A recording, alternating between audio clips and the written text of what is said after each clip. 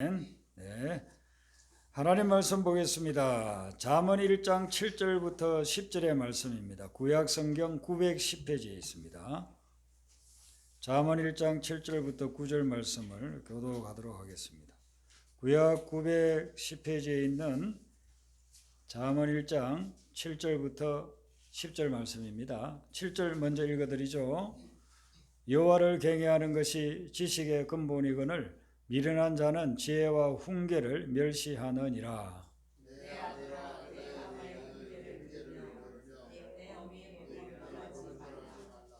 이는 내 머리에 아름다운 관이요 내 목에 금사슬이니라. 아멘. 오늘 이 말씀은 솔로몬이 노년에 자기 아들에게 들려주는 말씀이에요. 아들에게 간곡히 권고하는 그런 말씀입니다. 잠언은 솔로몬의 잠언이라고 그러죠. 31편까지 되어 있는데 대부분이 솔로몬이 기록한 말씀이고 뒤에 2편 정도가 아굴의 잠언, 르우엘 왕의 잠언 이렇게 이제 나오죠. 르우엘 왕이 솔로몬일 거다라고 그렇게 이제 해석하는 신학자도 있습니다만은 그거 제외하면 다 솔로몬이 쓴 잠언이에요. 솔로몬은 우리 요즘으로 이야기한다고 한다면은 격언이나 속담 이런 것들을 많이 외우고 있었어요. 그리고 뭐 3,000개 이상 이렇게 될 정도로 많은 교훈적인 글들을 마음속에 외우고 있던 분이고 또 삶을 살면서 터득한 경험을 통한 지혜들 이런 것들을 잠언서에 기록을 하고 있습니다.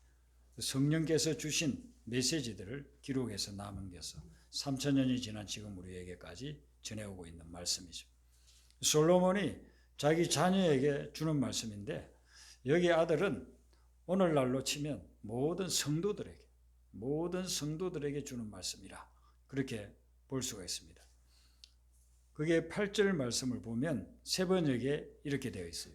아이들아 아버지의 훈계를 잘 듣고 어머니의 가르침을 저버리지 말아라. 그렇게 이야기하고 있습니다. 아버지의 훈계를 듣고 어머니의 가르침을 잘 지키면은 그러면 9절 말씀에 아름다운 간이 되고 금사슬이 된다고 그랬습니다. 아름다운 간이나 금사슬이라고 하는 것은 영예, 명예를 이야기하는 것입니다. 부모의 말씀을 듣고 그것을 잘 지키면 삶을 아주 영예로운 삶, 명예로운 삶을 살게 된다는 겁니다.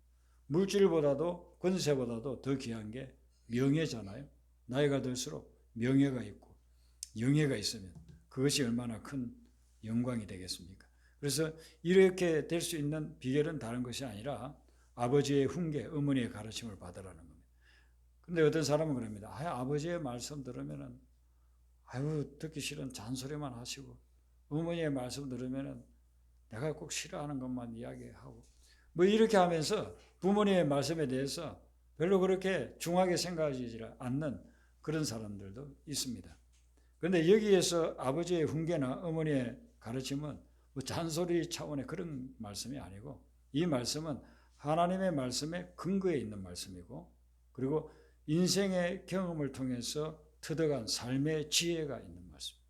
그렇기 때문에 인생의 경험을 통해서 터득한 삶의 지혜 그걸 들으면 내 인생에 굉장한 유익이 될 수 있습니다. 부모님은 우리보다 한 세대 먼저 사신 분입니다. 그래서 많은 경험을 했습니다. 우리가 시행착오할 것 미리 다 그 경험해 보셔서 그 경험을 통해서 삶에 대해서 이야기해 주는 거기 때문에 그 말을 들으면 나중에 우리가 아름다운 관을 여기는 왕관이라 생각하시면 돼요. 아름다운 왕관 같은 월계관 같은 그런 관을 쓰게 되고 금사슬 같은 그런 명예를 얻게 된다라고 이야기를 하고 있습니다. 솔로몬이 오늘 이 짧은 말씀만 우리가 선택해서 보고 있습니다만 이 짧은 말씀에도 내 아들아라고 2번 이야기를 해요. 10절에 보면 내 아들아 악한 자가 너를 깰지라도 따르지 말라. 왜 부모의 그 훈계와 가르침을 들어야 되느냐 하면은 우리가 살아갈 때 악한 자들이 많다는 거예요. 그리고 우리를 유혹하고 우리를 깨워서 그릇된 길로 끌고 가는 자들이 많다 하는 것입니다. 그렇기 때문에 부모의 그 훈계와 가르침을 들어야 그것을 미리 파악하고 따라가지 않게 된다 하는 것입니다. 사업할 때도 부모가 이야기해 주죠. 그러면 자녀들이 그걸 듣는 경우도 있지만 잘 안 듣는 경우도 많아요. 아유, 세대차나고 요즘은 그러지 않아요. 그러다가 이제 나중에 실패를 경험하고 나서 아유, 그때 우리 아버지 말씀 들을 걸, 우리 어머니 말씀 들을 걸. 그 이제 나중에 후회하는 경우가 있잖아요. 그러니까 이 악한 자들이 주변에 너무나도 많아서 유혹하고 넘어지게 만들고 그렇게 한다는 겁니다. 그게 불신 세계에만 유혹하는 자가 있는 게 아니에요. 여기 악한 자, 깨는 자는 쉽게 말하면 사기꾼을 생각하면 됩니다. 사기꾼이 예수 안 믿고 세상에만 있는 것이 아니고 교회 내에도 사기꾼이 있고 믿는 사람들 속에도 사기꾼이 있습니다. 제가 목회를 하면서도 사기를 당한 적들이 있어요. 순수한 마음으로 어려우니까 돕는다고 생각해 나중에 보니까 쏘갔어. 그런 경우들이 있어요. 제가 서북교회 개척할 때도 어떤 사람이 너무 어렵다고 해요. 그래서 그 사람 좀 도와줬다면 나중에 보니까 그게 아니에요. 네, 그런 경우들이 있습니다. 그래서 이 악한 자들이 있고 유혹하는 자들이 있기 때문에 이 세상을 살아나갈 때에는 아버지의 훈계가 필요합니다. 그리고 어머니의 가르침을 잘 명심해가지고 그걸 따르면 당하지 않는다는 것입니다. 그것으로 인해서 넘어지지 않는다는 것이죠. 우리 믿는 성도들에게는 부모님이 한 분만 계신 게 아니고 세 부류의 부모님이 계셔요.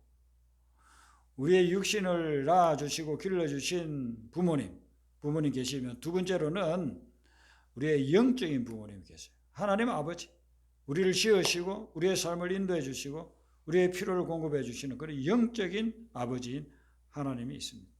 기도할 때 우리가 하나님 아버지 부릅니다. 하나님 아버지 부르는 그 기도가 얼마나 은혜로운 고백인지 몰라요. 하나님을 향해서 아버지라고 부릅니다. 어릴 때 부모님이 사랑이 많고 정이 많아서 사랑을 많이 받고 자란 분들은 아버지 하면 아마 그 정감이 막 밀려올 겁니다. 그런데 어떤 분은 아버지가 그렇게 사랑스럽게 자기들을 양육하지 않았어요. 그러면은 아버지에 대해서 어떤 사람들 막 원한을 가지고 있는 분들. 나는 아버지처럼 살지 않을 거야. 이렇게 하는 사람도 있습니다. 그런 아버지도 있지만 저도 그런 케이스였지만 교회에 와서 성경을 배우고 말씀을 들으면서 하나님 아버지를 보니 하나님 아버지는 너무너무 좋으신 분이에요.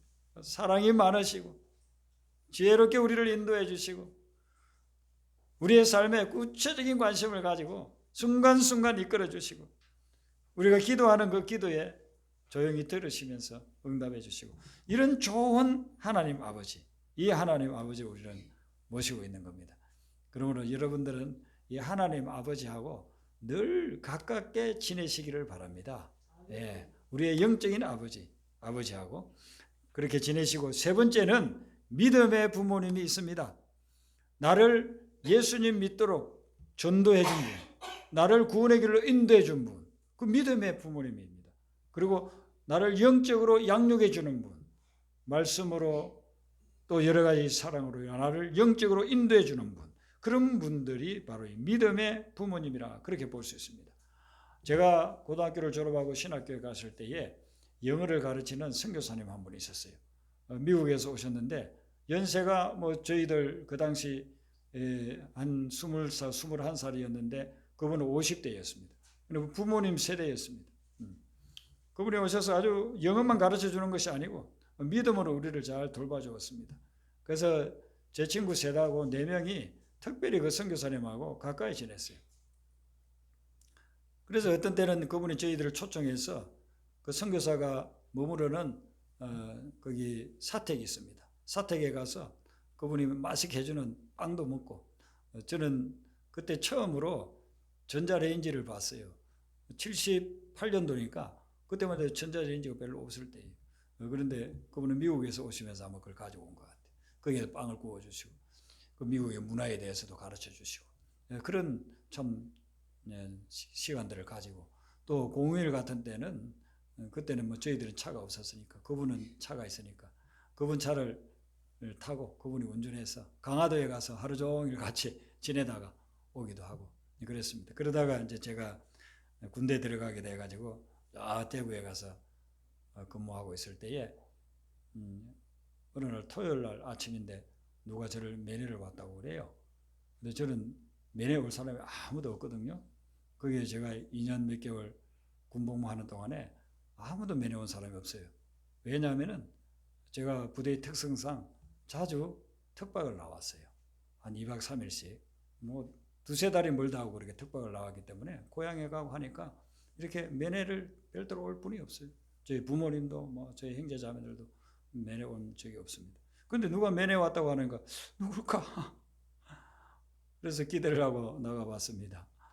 갔더니만은 이 선교사님이 면회를 오신 거예요. 제 친구들하고 손수 서울에서 운전해가지고 또 뭐 음식도 맛있는 음식들 또 해오셔가지고 그래서 부대장한테 이야기를 했더니만은 오늘 하루 나가서 즐거운 시간, 좋은 시간까지 다 들어와라 해가지고 외출증을 끊어주시더라.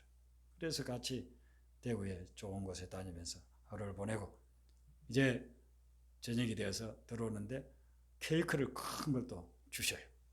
그래서 그 선교사님이 주시는 거 그 케이크 들고 부대 들어오니까 중대에서 난리가 났어요.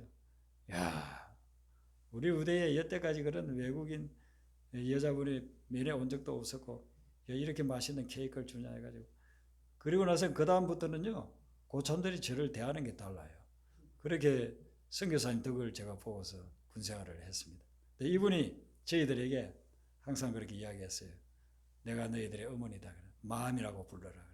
우리는 아주 기쁜 마음으로 마음 불러. 그분의 이름이 반이라고 이름이 있지만 우리는 마음이라고 불러. 교실에서는 강의실에서는 미세서 반이라고 그렇게 불렀지만은 우리 개인적으로 우리가 만나면 친구들하고 만나면 엄마라고 그렇게 불렀습니다. 그분은 우리의 믿음의 어머니였습니다. 그래서 이제 저희들이 신학교를 졸업하고 유학을 가는데 친구들 넷이 다 유학을 갔어요. 그분에게 영어를 배운 덕분인지 다들 미국으로 유학을 가가지고 LA 근처에서 있게 됐는데 수소문을 했더니만 이분이 이제는 연세가 많으셔가지고 그때는 벌써 이제 십몇 년이 지났을 때였거든. 연세가 많으셔가지고 은퇴를 하시고 고향인 미네아폴리스라고 하는 곳에 계시다고 그래요. 그래서 연락해서 우리가 비행기 티켓을 보내드려가지고 그리고서는 저희 있는 곳에 와서 일주일 동안을 저희 가족들하고 같이 그렇게 지냈습니다. 그분이 나중에는 이제 연세가 많으셔가지고 치매가 왔어요. 그래서 이제 딸이 같이 지내고 했는데 딸도 잘 못 알아봐요. 그런데 희한하게 우리가 전화를 하면요 기억을 하는 거예요. 그리고 우리 이름도 잊어먹지를 않아요. 그리고 그분 돌아가시기 전에 한번 통화를 한 적이 있는데 제 목소리를 듣자마자 병이요. 그리고 다른 친구들 이름까지 이야기를 하고 그러더라고요. 그렇게 하시다가 이제 몇 년 전에 돌아가셨죠. 근데 지금도 그분을 생각하면 그분은 우리의 믿음의 부모님, 믿음의 어머니. 우리 친구들도 종종 만나면 이야기를 하게 됩니다. 성도들에게는 세 부류의 부모님이 있다는 겁니다. 육신을 낳아주신 부모님이 있고 영적인 아버지 하나님이 계시고 그리고 나를 믿음으로 인도해 준 그런 분들이 또한 계시다는 것입니다. 그런데 이 부모님들이 다 공통적으로 원하시는 게 있어요. 간절히 바라는 게 있어요. 그건 뭐냐면은 자녀들이 잘 되기를 원한다는 겁니다. 하나님 아버지도 마찬가지고 우리 육신의 부모님도 마찬가지고 자녀들이 잘 되기를 바라요. 그걸 원치 않는 부모님은 아무도 없어요. 정말 자녀들이 잘 되기를, 자녀들이 건강하기를 바라고 자녀들이 어디 가서 다치지 않고 병 걸리지 않고 그리고 자녀들이 지혜로워가지고 어떤 어려운 문제를 만나도 그걸 잘 극복해 나가기를 원하고 있고 사람들과 좋은 관계 속에서 살아가기를 원하고 그런 부모들이 원하는 것은 그것이 우리가 잘 되기를 원하고 있다는 겁니다. 거기에다가 믿음의 부모들은 원하는 것이 있는데 그것은 뭐냐면 우리가 하나님을 잘 믿고 거룩하게 살아가기를 원한다는 것입니다. 그게 오늘 이 본문 말씀에 솔로몬이 자기 아들에게 주는 말씀하고 똑같이 들어있는 것입니다. 7절의 말씀을 보면은 여호와를 경외하는 것이 그러니까 영적인 아버지 하나님을 어떻게 우리가 대해야 되는가 하는 것을 이야기합니다. 여호와를 경외하는 것, 여호와를 경외하는 그것이 지식의 근본이라. 여러분 근본이란 말은 뭡니까? 뿌리가 되는 것이고 출발이 되고 터전이 되는 것을 이야기하지 않습니까? 우리가 이 삶을 살아갈 때에 그 삶의 든든한 밑바탕이 되는 것 그리고 그 출발점을 삼을 수 있는 것 그것이 뭐냐면은 여호와를 경외하는 것이다 하나님을 경외한다는 것은 거룩한 두려움을 이야기해요. 공포에 떠는 것이 아니고 거룩한 두려움을 가지는 것입니다. 그리고 거룩한 두려움을 가지게 되면 두 가지 태도가 나타나게 됩니다. 하나는 존중하게 되는 것입니다. 하나님을 존중한다는 것은 모든 것의 우선순위로 하나님을 둔다는 것입니다. 내 삶의 가장 우선순위가 누구냐면은 하나님이라는 것입니다. 하나님을 우선순위로 두고서 나아가게 되게 되면은 어떤 일을 하든지 하나님이 원하는 것을 먼저 하게 되는 것입니다. 그래서 하나님을 존중하는 것이 되는 것이죠.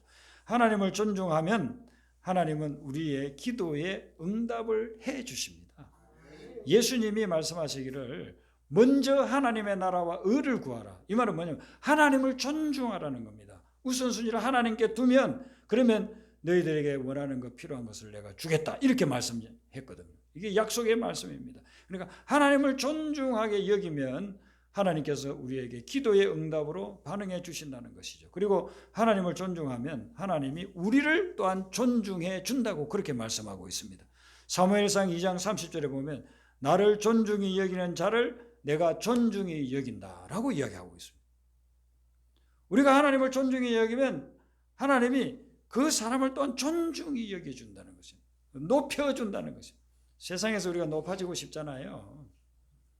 공부를 하는 사람은 학계에서 높아지기를 원하고, 정치하는 사람은 정계에서 높아지기를 원하고, 돈 버는 사람들은 경제계에서 높아지기를 원하고, 높아지기를 원하는데 그 높아지는 비결이 다른 데 있는 것이 아니고 우리가 하나님을 높여드리는 거예요. 하나님을 존중하면 그러면 하나님도 우리를 높여주신다라고 이야기합니다. 그리고 하나님을 경외하면 두 번째는 우리가 하나님의 말씀에 순종하게 된다는 것입니다. 하나님을 존중하는 사람은 하나님의 말씀을 순종하지 않을 수가 없어요. 우리 나름대로 계획이 있고 우리 나름대로 뜻이 있습니다. 그런데 만약에 하나님의 계획과 하나님의 뜻이 내 생각하고 다르다. 그럴 경우에 믿음이 없으면은 하나님을 존중하지 않으면 하나님의 뜻이나 계획 상관하지 않습니다. 그냥 내가 원하는 대로 내 뜻대로 해 나가죠. 그런데 하나님을 존중히 여기는 분은 내 원하는 게 간절한 그런 뜻이 있다 한다 할지라도 하나님의 뜻하고 다를 때는 하나님의 뜻을 따른다는 것이죠. 그게 하나님을 경외하는 사람들이 하는 거라는 겁니다. 그래서 성경에 나오면 믿음의 사람들은 다 그런 자기 나름대로의 고백과 그리고 순종의 삶이 드러나 있습니다. 아브라함은 자기 본토 친척 거기에서 살고 싶었어요. 다 아는 사람들 있고 넉넉하고 거기에서 살고 싶었는데 하나님을 만나고 나니까 하나님이 내가 너를 믿음의 조상으로 삼고자 하니까 네 본토 친척 아버지 집을 떠나라는 거예요. 자기는 거기 머물고 싶은데 하나님의 뜻은 떠나라는 거죠. 그때 아브라함은 하나님을 존중히 여겼기 때문에 자기 뜻을 끊고 하나님의 뜻을 따라서 수백 킬로미터 떨어진 가나안에 오지 않습니까?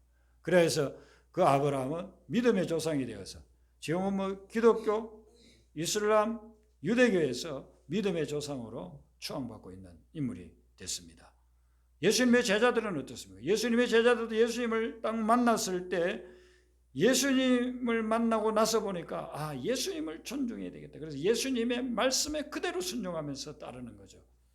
그래서 아버지를 떠나고 그리고 배와 그물들을 내버려 두고 예수님을 따랐다 그랬습니다. 세간에서 안정된 직장을 가지고 있었는데 예수님이 따라오라고 하니까 그걸 버리고 마태가 예수님의 제자가 되지 않았습니다. 예수님이 마지막에 이제 유언을 남겼을 때 땅끝까지 이르러 복음을 전가하라 그 말씀을 듣고 가룟 유다 외에 11명의 제자들은 정말 땅끝까지 갔습니다.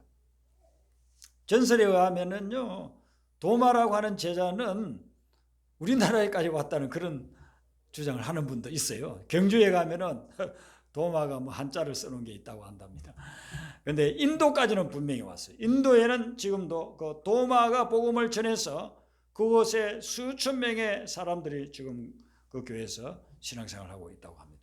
그러니까 하나님이 해주신 그 말씀을 제자들은 그대로 듣고 순종하여서 정말 땅끝까지 간. 그 당시 볼 때 2000년 전에 볼 때 땅끝까지 가가지고 각자 복음을 전하다가 그 중에 10명이 다 순교당하고 사도 요한 외에는 다 순교당하면서까지 하나님의 말씀에 순종해서 그 뜻을 받들었다 하는 것을 볼 수가 있습니다. 그런데 하나님의 말씀은 우리가 하나님께 하듯이 부모님께도 그렇게 하라고 우리에게 권고하고 있습니다. 하나님께 하듯이 부모님께도 하라. 그렇게 이야기해요. 우리가 하나님을 존중하고 하나님의 말씀에 순종한다고 한다면 부모님이 주는 훈계와 그 가르침에도 순종하면서 나가라. 그렇게 권고하고 있습니다. 제 동생이 제 고향에서 장례식장을 운영을 하고 있습니다. 근데 그전에는 염을 한다고 하지 않았습니까? 개인적으로 집에 가서 염을 하기도 하는데 지금은 다 장례식장에서 하잖아요.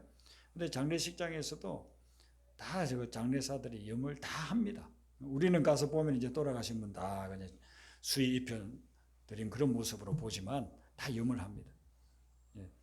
제 동생이 염을 얼마 정도나 했느냐면은 3천 몇백 명을 했답니다. 아마 한국에서도 뭐 1, 2순위 될 겁니다. 그 정도면 굉장합니다. 20대 때부터 해가지고 지금은 60대 초가 됐으니까. 그렇게 하는데 그 장례식을 가보면 참 천차만별이랍니다. 사람들이 어떻게 살아왔는지, 자녀들을 어떻게 대하는지 이런 것들이 천차만별이라고 해요. 한 번은 장례식에 그 누가 돌아가셨다고 해서 연락을 받고 갔더니만은 그분이 돌아가신 지가 몇 주가 됐더랍니다. 시신이 막 썩어서 부패하는 그런 단계. 어떻게 그렇게 됐는가? 그래서 이분이 아마 자녀들이 없나 보다 해서 이제 장례식을 치르는 날 보니까 자녀들이 7명인 것 되더래요. 결혼해가지고 손자 손녀들까지 데리고 왔더래요. 어떻게 해서 이랬는가? 요즘 다들 핸드폰 다 있잖아요. 전화하면 그냥 알 수 있고 하루에 한 번이라도 만약에 전화했더라면 7명 중에 한 명이라도 전화했더라면 안 받으면은 누구 옆집이라도 이야기해서 아니면 요즘 뭐 주민센터에라도 이야기해서 그걸 확인을 했을 거 아니에요. 부모님은 나를 낳아주시고 나를 키워주시고 정말 고생하셨는데 내가 다 크고 나니까 부모님을 존중하지를 않습니다. 부모님을 자기 집에서 키우는 강아지만큼도 생각하지 않습니다. 강아지 아프면요 뚜루루루 가가지고 병원에 가가지고 동물병원에 가가지고 치료해 줍니다. 그 치료하는데 막 몇십만 원 듭니다. 근데 부모는 뭐 유산 좀 안 남겨주나 그 땅 있는 거 집 있는 거 어떻게 팔아서 내 안 주나 이것만 생각하지 부모를 존중하지 않는 사람들이 너무나 많아요.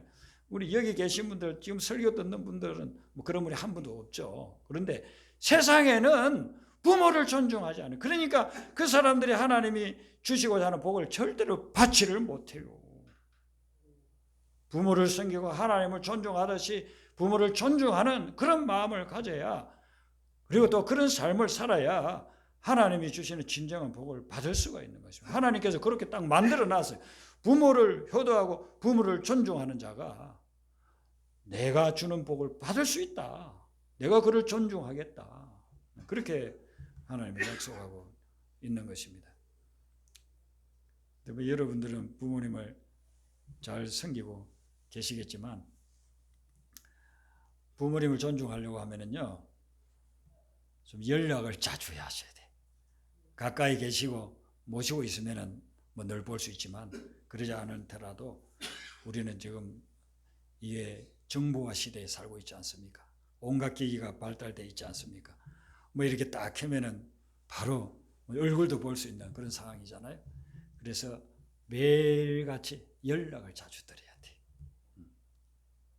그래서 저는 저희 어머니는 이제 한국 나이로는 올해 뭐 거의 90 되시는데 매일 이렇게 전화를 드립니다. 전화를 드리면은 매일 드리는데도요 그렇게 좋아하셔요.